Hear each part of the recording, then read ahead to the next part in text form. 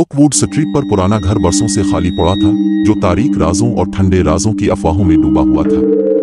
मैं उसकी बोसीदा राहदारियों और सड़ती हुई शान व शौकत को तलाश करने की ख्वाहिश का मुकाबला नहीं कर सका। टिमटिमाती टॉर्च और धड़कते दिल से लैस होकर मैंने बदहवास खाई में कदम रखा।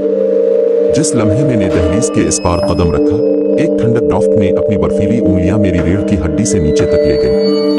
ऐसा लगता था कि घर सांस ले रहा है, हर एक कड़कुता हुआ फर्श का तख्ता एक तेज सांस ले रहा है, हर सरसराहट पर्दा एक तंजिया सरगोशी। साए दीवारों पर नाच रहे थे, अपने ही एक मजमूम इरादे के साथ आगे बढ़ रहे थे। जैसे ही मैं चटखती सीढ़ी पर चढ़ा, एक आवाज बेहोश और गमगीन कहीं से और हर जगह से मेरा नाम पुकार रही थी। घबराहट ने मुझे अपनी लपेट में ले लिया जब मैं एक कमरे में दाखिल हुआ। इसकी दीवारें एक खानदान की धुंधली तस्वीरों से मुज़य्यन थी।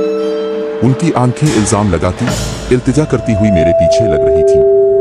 अटारी में मैंने किसी दूसरे के बरक्स एक कमरा दरियाफ्त किया, जो एक कदीम ताले से बंद था। मेरे कांपते हाथों को एक दागदार चाबी मिली, जो उसे जंग आलूद किल्क के साथ फुट कर रही थी। कमरे का मवाद एक खौफनाक झांका था, जो वक्त के साथ मुंजमद था। एक चीनी मिट्टी के बर्तन की गुड़िया एक छोटे से बिस्तर पर पड़ी है। इसकी आंखें खोखली और बदतमीज हैं। इसके होंठ हमेशा के लिए एक शरीर मुस्कुराहट में बदल रहे। करीब ही एक पालना साया करता है, जो नाकाबिल बयान हौलनाकियों की सरगोशी कर रहा था। मैं कमरे से भाग गया, लेकिन घर के दूसरे मंसूबे थे। ये एक भूल भुलैया बन गया।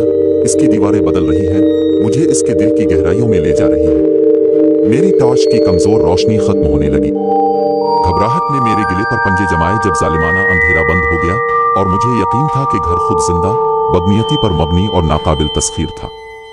रात भर एक आखिरी चीख गूंजती रही, किसी ऐसे शख्स की अजियतनाक चीख जो दाखिल हुआ था और कभी नहीं निकला था। अब मैं भी फंस गया हूँ, ओकवुड स्ट्रीट पर वाक़े परितौदित घर का एक कैदी, जिसके अंदर बसने वाली शैतानी रूहों ने अजाब में मुब्तला हूँ। ठंडक देने वाली कहानियां महज कहानियां नहीं थीं, वो मेरी नागुज़ीर हकीकत थे, और मैं हमेशा के लिए उनकी शरारती टेपेस्ट्री का हिस्सा रहूंगा।